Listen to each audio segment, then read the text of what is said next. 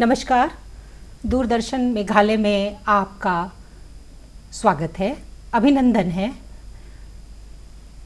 मैं अनीता पंडा आप सभी दर्शकों का अभिनंदन करती हूँ। जैसा कि सभी जानते हैं कि पूरा देश अमृत महोत्सव मना रहा है और हमारा मेघालय राज्य भी अर्धशतक की ओर लगातार कदम बढ़ा रहा है, यानी कदम से कदम बढ़ा करके हम लगातार आगे की ओर बढ़ रहे हैं।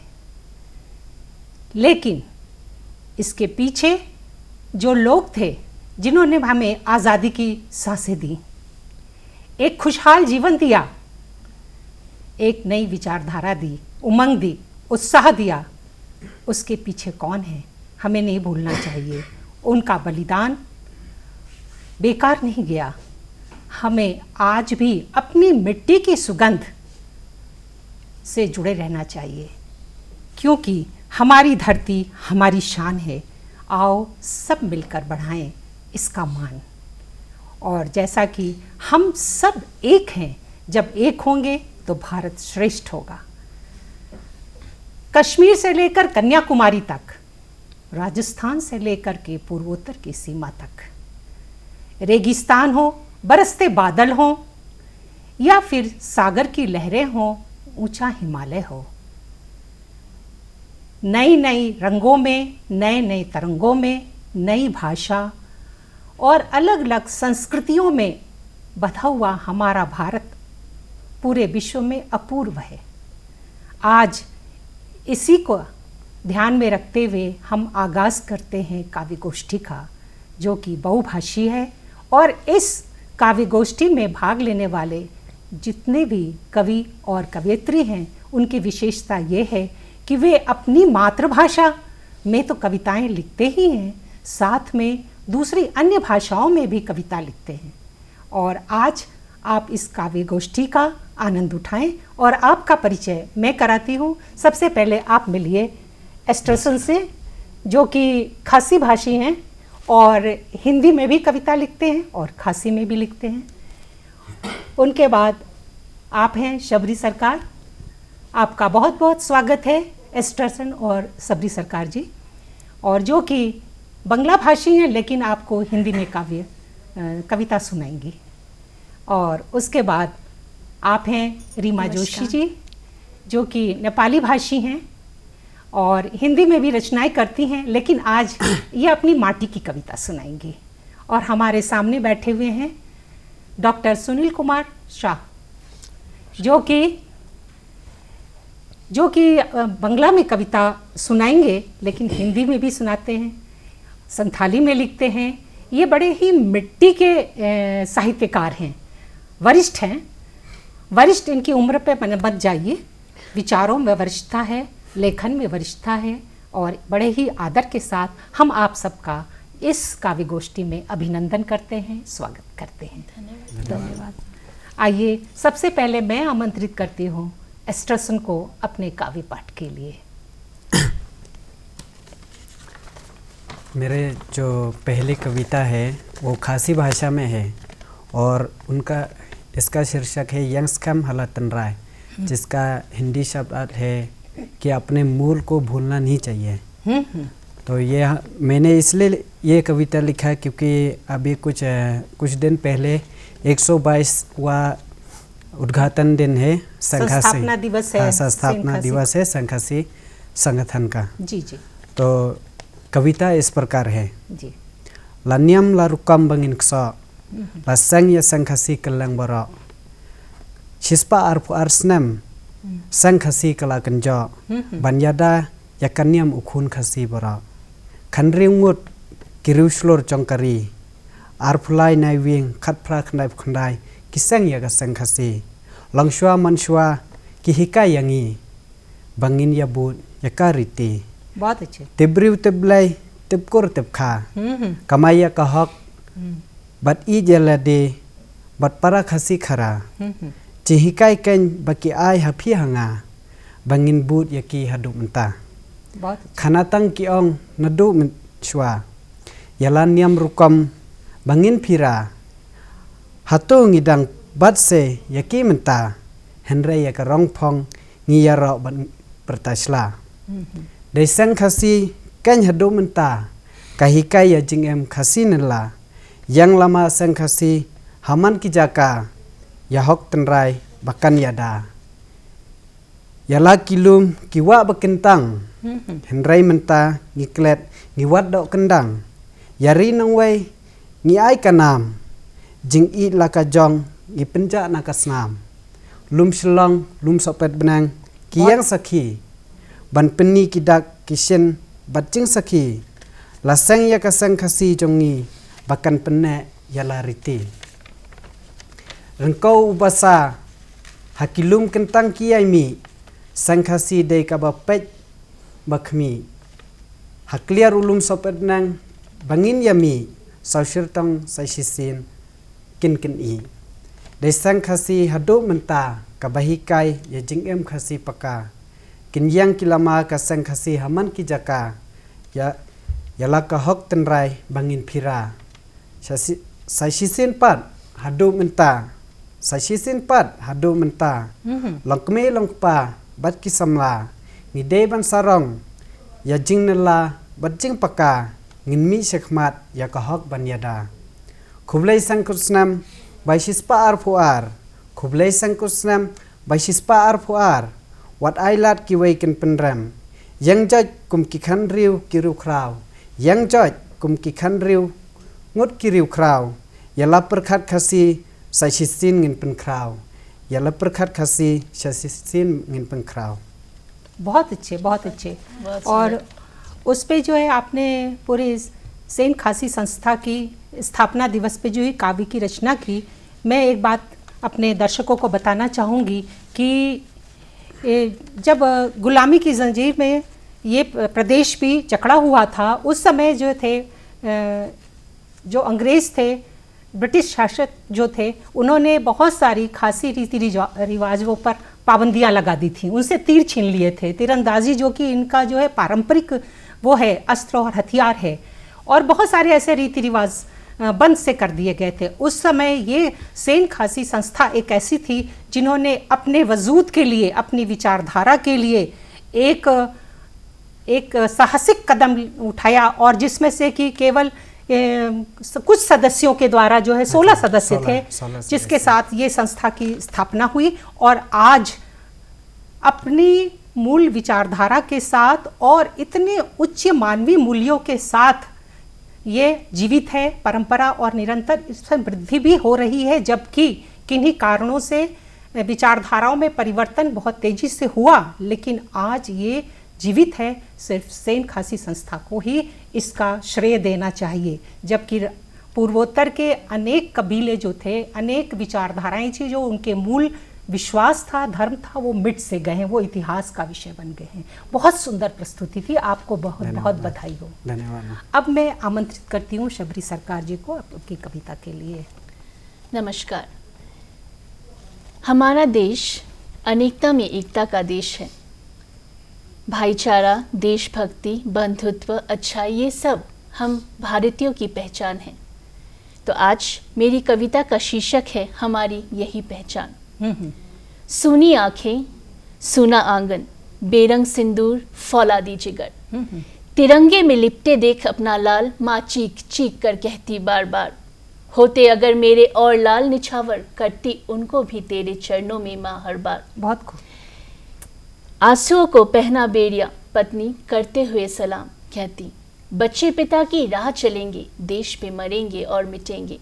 चिता की आग बच्चे के मन को तपता, देशभक्ति का आग सुलग सुलग कर जलता। देशभक्ति का यही जज्बा है हमारी यही पहचान है। भाषा भिन्न, भिन्न धर्म, जाति भिन्न, भिन्न रंग, पर होली, दशहरा, ईद, क्रिसमस मनाते सब एक संग। कभी हिंदू रखते रोजा, कहीं मुसलमान गाते कीर्तन, कभी मजहबों को जोड़ता गुरुद्वारे का लंगर, तो दीपावली रोशन करता हर मन। कभी जनाजे में हिंदू करते शिरकत, कहीं मुसलमान चिता को आग लगाते, अंतिम यात्रा पर भी भाईचारा खूब निभाते। बहुत अच्छे। है अनूठा देश हमारा, हर दिल में भाईचारा, देशभक्ति से हमने दुश्मनों को डराया। मेड इन इंडिया का नारा विश्व में फैलाया।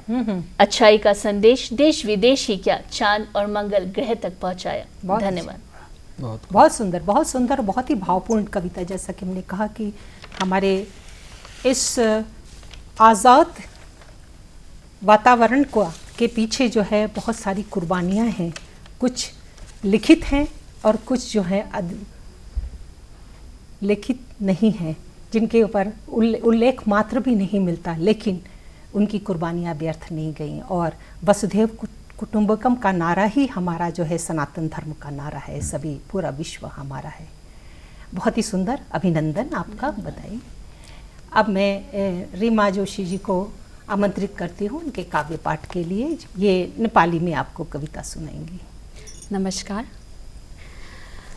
जैसा हम सभी जानते हैं, भारत आज पूरे विश्व में अपनी रोशनी फैलाए हुए है। पूरा विश्व आज भारत की ओर देख रहा है और बहुत तेज़ी से हमारा देश आगे बढ़ रहा है हर मोड़ पे। मेरी आज की कविता का शीर्षक है मेरो प्यारो देश भारत। ये नेपाली में लिखी गई है और ये कविता हमारे देश की महानता को दर्शाती है। कसरी गाउँ मैले भारतको महिमा, निशब्द भए बसेछु म। यो देशको माटोको ऋणी छु, कति जन्मको पुण्य समेटेको भएर जीवन बिताउनु पाएछु यो भारत भूमिमा। बहुत अच्छा। सारा विश्वले हाम्रो संस्कृतिलाई सराउँछ। योग, आयुर्वेद, हजारौं तीर्थस्थान भारतमा जीवनको मूल खोज्दै आउँछन् मान्छे डाँडा सागर पार गरी। यस्तै कति हो कति छन् भारतका शान। पावन यो स्थानको नागरिक बस्छन् प्रेम भाइचाराले।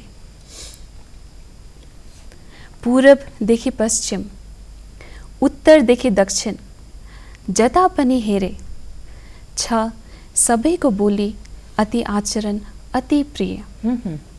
हाम्रो देशको अनेकताले एकता दर्शाउँछ। विविध धर्म अनि जाति भारतमा शान्तिपूर्वक समाउँछन्। बढी छ माया देशको हाम्रो प्रति, चाहे देशमा हो या विदेशमा। बोलाउँछ मलाई आफ्नो कोखको छाउमा मेरो देशले। बहुत बढ़िया, बहुत अच्छा। म जहाँ गए पनि कहिले नबिलाउने छ यो माया। मेरो कोटि कोटि नमन छ भारतवासीहरूलाई। आउनुस् हामी सबै आगे बढ्दै जाउँ। भारतको समृद्धिको सुगन्ध फैलाउँदै जाउँ। मेरो जीवन त समर्पित भयो मेरो भारतलाई। यो प्रार्थना छ मेरो कि मरेपछि यसैको माटोमा समाउँ म। धन्यवाद। बहुत सुंदर, बहुत सुंदर, बहुत सुंदर। क्योंकि मातृभूमि और मिट्टी का ऋण कभी भी चुका नहीं सकते जी। और हमेशा जो है एक जो देश प्रेमी है या अपने जननी का प्रेमी है, वो हर जन्म में अपनी माता के लिए कुर्बान होना चाहेगा। अब मैं बड़े आदर के साथ आमंत्रित करती हूँ सुनील जी को आपके काव्य पाठ के लिए, जो कि एक वरिष्ठ लेखक हैं, कवि हैं, साहित्यकार हैं। आपका अभिनंदन है। बहुत बहुत धन्यवाद अनीता जी आपका। और आज हमारे साथ इस मंच पर जो कवि और कवियत्री मित्र बंधु आज यहाँ पर उपस्थित हैं, उन सबों को भी बहुत आभार और धन्यवाद। आज के दर्शकों को भी आभार कि उनको एक विशेष प्रकार का वैराइटीज आप कविताओं की प्रस्तुति लेकर आप आई हैं। जी जी। वो भी इससे लाभान्वित होंगे, उनको भी अच्छा लगेगा। जी जी, आशा है। तो सबसे पहले मैं आपको अपनी कविता सबूज भूमि सबूज देश, आपको यह कविता कई तरह के संदेश और कई तरह के विचारों को अपने आप में आत्मसात किए हुए हैं जी। आप इसमें वृद्ध जीवन की समस्या भी देखेंगे, किस तरह से माता पिता बचपन से अपने बच्चों को पढ़ा लिखा करके उस काबिल बनाते हैं और अंत में उसे ही छोड़कर वो बाहर चले जाते हैं, उनके पास नहीं, उनसे समय नहीं देते। तो उसको व्याख्यायित करती है यह कविता। और क्यों माता पिता उनके साथ नहीं जाना चाहते, उनको एक अपनी प्रकृति, अपनी मिट्टी का मोह उनके रहता प्रति है। रहता जी, है जी। कि वो उसी मिट्टी से बने हैं, उसी मिट्टी में मिल जाएंगे, तो वो उसे छोड़ना नहीं चाहते। तो एक आपको इस कविता में एक टीस आपको सुनने को मिलेगी। हाँ। तो मुझे आशा है आपको यह कविता पसंद आएगी। जी जी, स्वागत है। সকালে হইচই শুনে মনে কিছু ভাবিনি, সকালে হইচই শুনে মনে কিছু ভাবিনি, হয়তো প্রতিদিনের মতো আজও কিছু হয়েছে, হয়তো প্রতিদিনের মতো আজও কিছু হয়েছে। ওগো শুনছো কানে বাজলো, ওগো শুনছো কানে বাজলো, কি হলো এত চিৎকার কেন, কি হলো এত চিৎকার কেন, প্রশ্নের আওয়াজ শুনে ম্যাডাম অবাক, প্রশ্নের আওয়াজ শুনে ম্যাডাম অবাক, তুমি জানো না যে মাইতি কাকু আর কাকি আর নেই, তুমি জানো না মাইতি কাকু আর কাকি আর নেই। এই শুনে হৃদয়ে একটা জোর আঘাত, এই শুনে হৃদয়ে একটা জোর আঘাত, যেন ভেবেই রেখেছিলাম কিছু একটা হবে, যেন ভেবেই রেখেছিলাম কিছু একটা হবে। বিগত মাসে কাকুর ছেলে বিদেশ থেকে ফিরে, বিগত মাস কাকুর ছেলে বিদেশ থেকে ফিরে বাবা মাকে নিয়ে যাবে বলে জোর করেছিল, বাবা মাকে বিদেশ ले নিয়ে जाएंगे। যাবে, জি, বাবা মাকে নিয়ে যাবে বলে জোর করেছিল, কিন্তু তারা যায়নি, কিন্তু তারা যায়নি। মাইতি কাকু স্পষ্ট বলে দিয়েছিলেন, আর আমার যাওয়া হবে না, তা ঠিক জানি না কেন, আর আমার যাওয়া হবে না তা ঠিক, কিন্তু জানি না কেন। কিন্তু কাল বিকেলে চায়ের আড্ডায় কাকুর সাথে হঠাৎ দেখা, কাল বিকেলে চায়ের আড্ডায় কাকুর সাথে হঠাৎ দেখা। উনি নিজেই বললেন, উনি নিজেই বললেন যে खुद ही कहा उन्होंने खुद से कहा चाय के उस अड्डे पर उनसे जब मिला। तो एक प्रतीक रूप में यह कविता चल रही है। जी जी जी। तो उन्होंने निजे वही कहा, चाय के अड्डे पर उनसे कहा कि এই মেঘলা আকাশ বাতাস, এই মেঘলা আকাশ বাতাস, সবুজের ঢল মাঠ ধান তো আর নেই, এই মেঘলা আকাশ বাতাস সবুজের ঢল মাঠ ধান তো আর নেই, ওইখানে গিয়েই কি হবে, এই তো আর নেই, ওইখানে গিয়েই কি হবে। ওনার কথায় লুকিয়ে ছিল অনেক কথা, ওনার কথায় লুকিয়ে ছিল অনেক কথা। ওই দেশে টাকা আছে, মানুষ আছে, লোক দেখানোর লোক আছে, ওই দেশে টাকা আছে, মানুষ আছে, লোক দেখানোর লোক আছে, কিন্তু মানুষের জন্য মানুষ নয়, बहुत सुंदर, কিন্তু মানুষের জন্য মানুষ নয়। ভারতের প্রকৃতি, ভারতের ঐতিহ্য নেই, ভারতের প্রকৃতি, ভারতের ঐতিহ্য নেই। এই মাটিতে বড় হয়েছি, এই মাটিতে শেষ হব, बहुत सुंदर। এই মাটিতে বড় হয়েছি, এই মাটিতে শেষ হব। ভেবেছিলাম বিদেশে পড়ে দেশে ফিরে দেশের সাথে মা বাবার হাত ধরবে ছেলে, ভেবেছিলাম বিদেশে পড়ে দেশে ফিরে দেশের সাথে মা বাবার হাত ধরবে ছেলে। ধরা হলো না হাত, ধরা হলো না আর হাত। চাষের মাটি জায়গা জমি সব বেচে দিয়ে হাতে কেড়ে নিয়ে চলে গেলে, সব বেচে দিয়ে হাতে করে নিয়ে চলে গেলে।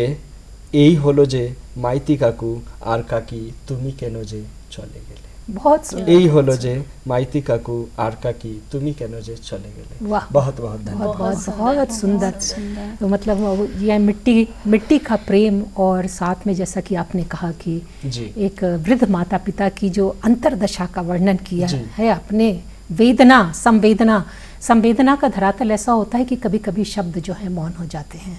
मैं वो दुख को अनुभव कर रही थी अंदर ही अंदर, और शायद उसे व्यक्त नहीं कर पाऊंगी दर्शकों कि जो मैंने इस कविता को सुन करके महसूस किया।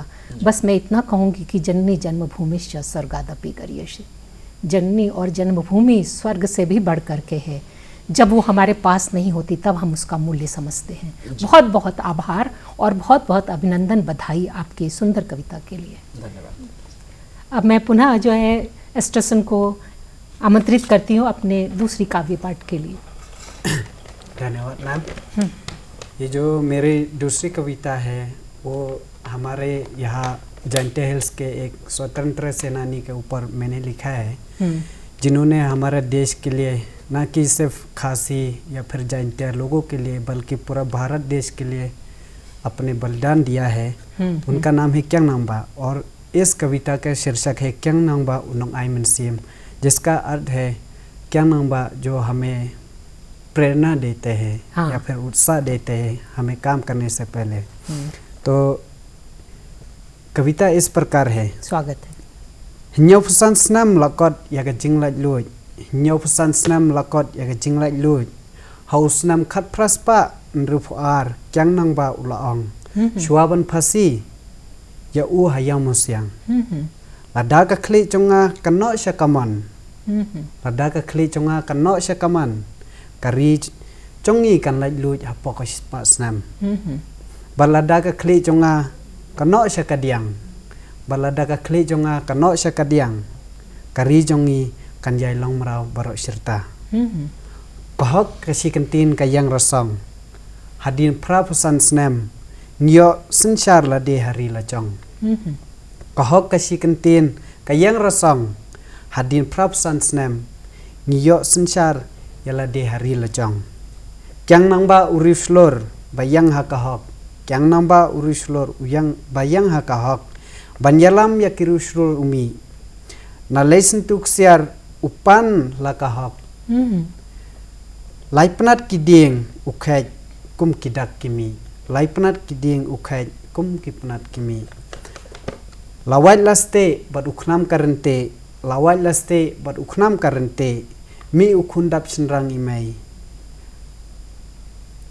ki khnwen ki klau ki betab baki sipai parang kilating yap Kajing yala da kisnam kane tuj kasnam kiriu krau kelang kari pause mi unong set kela yau kyang nang ba pause mi unong set kela yau kyang nang ba klam rai badnya ya ukira hayau musyang hakmar ki pajba ya jing em chong u ki yabathat hayau musyang hakmar ki pajba ya jing em chong u ki yabathat nang jor kajing yala om tang hari khasi nangjur ka jingala om tang hari khasi barak kawai kari kiyami lahak long trai bangin ya kimting wat yau telai phasi kimting wat yau telai phasi khaddo khadwai jinglai lu ngi ya hok long briu man briu halari ngi ya banyo i menta kamensim kasat banyo i menta kamensim kasat klet lu dia jingsnang ukyang nang ba Iklan lu jingsnang ukyang nangba. Kyang nangba yangi uhikai.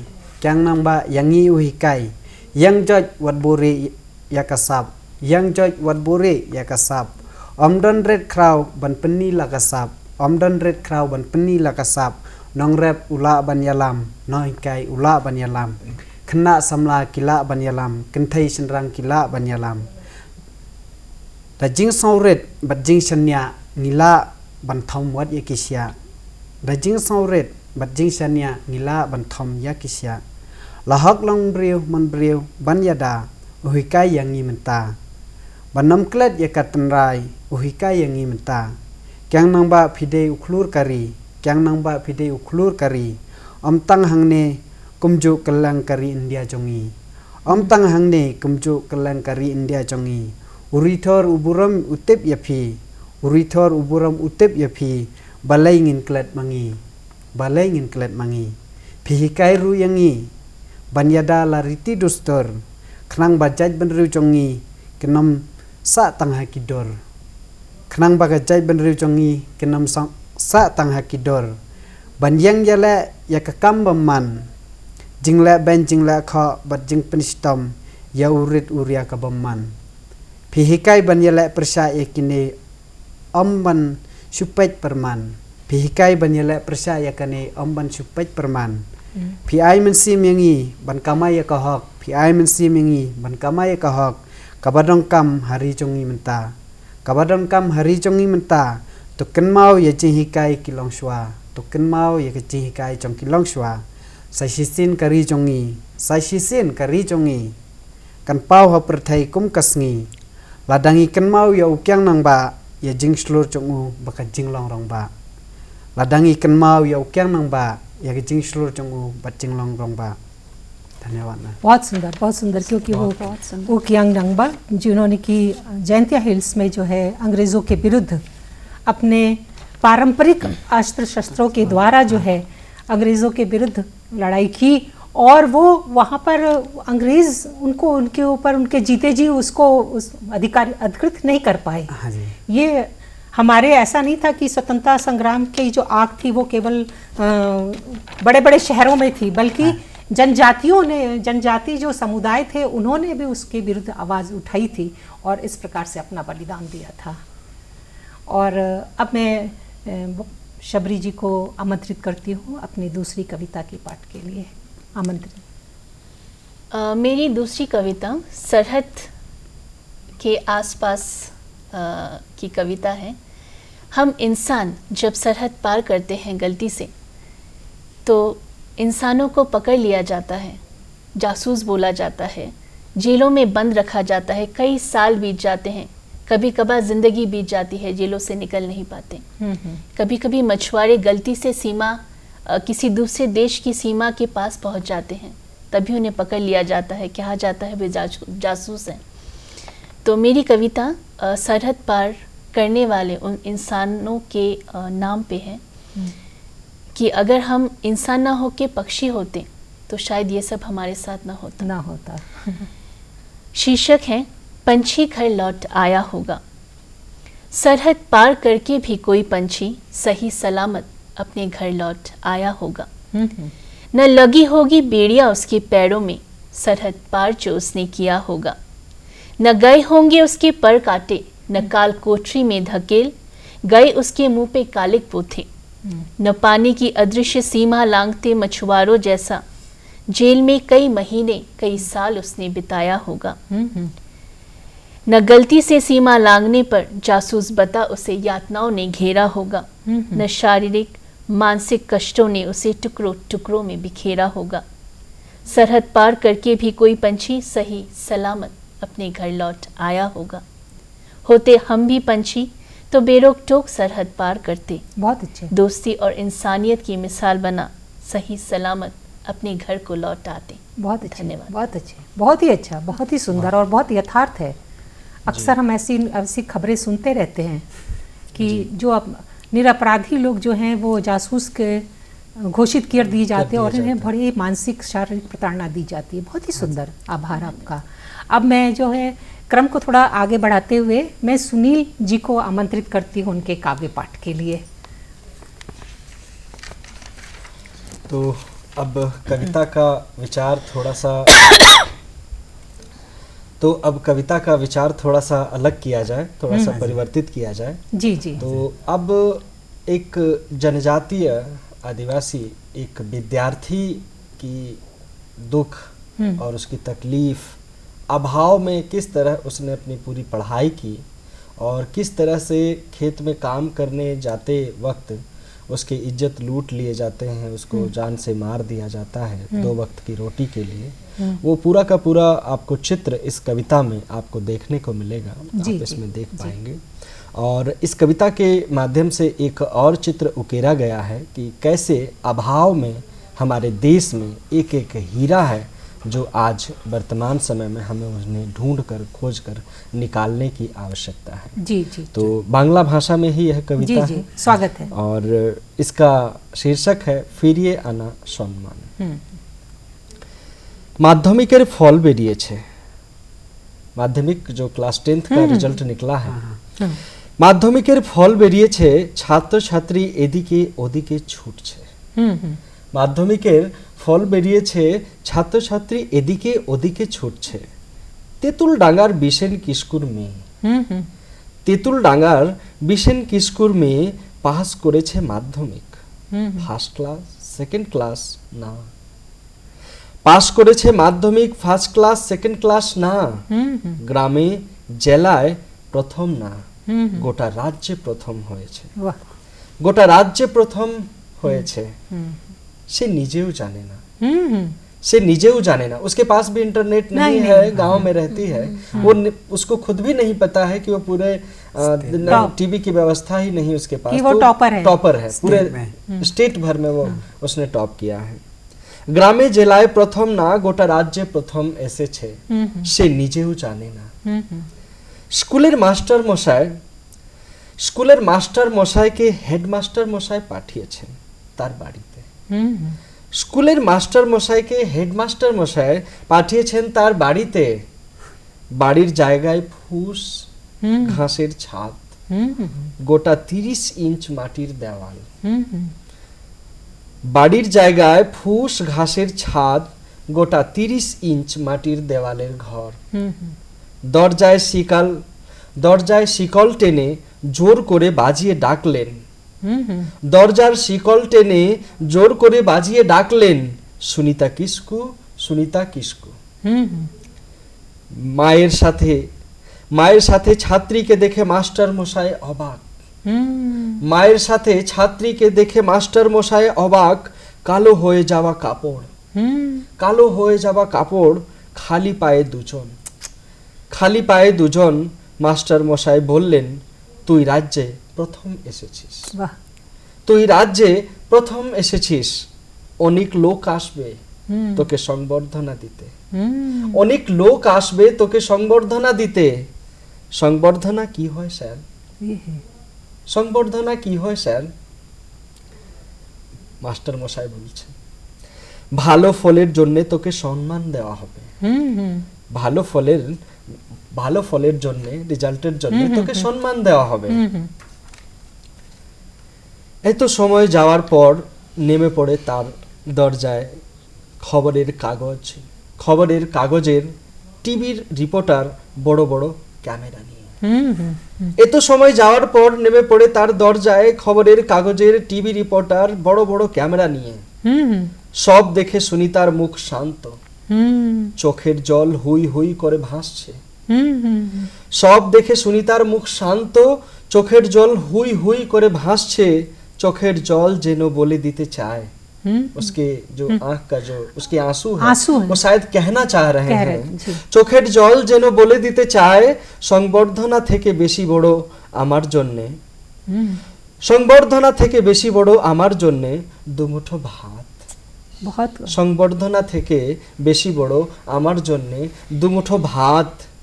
এই দুমুঠো ভাতের জন্য কাজ করতে গিয়ে বড় বাবুর মাঠের এই দুমুঠো ভাতের জন্য কাজ করতে গিয়ে বড় বাবুর মাঠে গ্রামের দিলীপ কোড়ার মেয়েকে রেপ করে মেরে ফেলে দিয়েছিল। এই দুমুঠো ভাতের জন্য কাজ করতে গিয়ে বড় বাবুর মাঠে গ্রামের দিলীপ কোড়ার মেয়েকে রেপ করে মেরে ফেলে দিয়ে গিয়েছিল। সেই 13 বছরের মেয়ে, সেই 13 বছরের মেয়ে চেয়েছিল পড়তে, वो पढ़ना चाहती थी। সেই 13 বছরের মেয়ে চেয়েছিল পড়তে, সেও আর হলো না, সেও আর হলো না। প্রাণ হারিয়ে সে আজ আমার দিকে তাকাচ্ছে, প্রাণ হারিয়ে সে আর আজ আমার দিকে তাকাচ্ছে। এই সংবর্ধনা থেকে বেশি জরুরি আমাদের গ্রামের স্কুল। এই সংবর্ধনা থেকে বেশি জরুরি আমাদের গ্রামের স্কুল। 4 কিলোমিটার রাস্তা 2 নদী পার করে স্কুল পৌঁছানোর সাহস অনেকের নেই। बहुत सही। 4 কিলোমিটার রাস্তা 2 নদী পার করে স্কুল পৌঁছানোর সাহস অনেকের নেই। আজ দেশে অনেক আদিবাসী সন্তান সুনিতা, আজ দেশে অনেক আদিবাসী সন্তান সুনিতা কিসকু পড়তে চায়। আজ দেশের অনেক আদিবাসী সন্তান সুনিতা কিসকু পড়তে চায়। সে চায় দুমুঠো ভাত, সে চায় দুমুঠো ভাত, পড়ার অধিকার, মান সম্মানের সাথে পুরুষের মতো রাস্তায় চলা ফেরার অধিকার। মান সম্মানের সাথে পুরুষের মতো রাস্তায় চলা ফেরার অধিকার। আজ সমাজ কোন পথে চলে যাচ্ছে, আজ সমাজ কোন পথে চলে যাচ্ছে তাকে সঠিক রাস্তায় ফিরিয়ে আনার বিচার। बहुत सुंदर, बहुत सुंदर और बहुत ही प्रासंगिक है। और आज जो हम बार बार गुहार लगा रहे हैं कि बेटी पढ़ाओ, बेटी सिखाओ, बढ़ाओ, आगे उन्नति की ओर लगातार चलते चले जा रहे हैं। ये एक हकीकत ज़मीनी आपने इतने सुंदर शब्दों में बयां कर दी कि एक रूप चित्र सामने प्रस्तुत कर दिया। बहुत बहुत अभिनंदन आपका। और अब मैं रीमा जी को आमंत्रित करती हूँ आपके काव्य पाठ के लिए।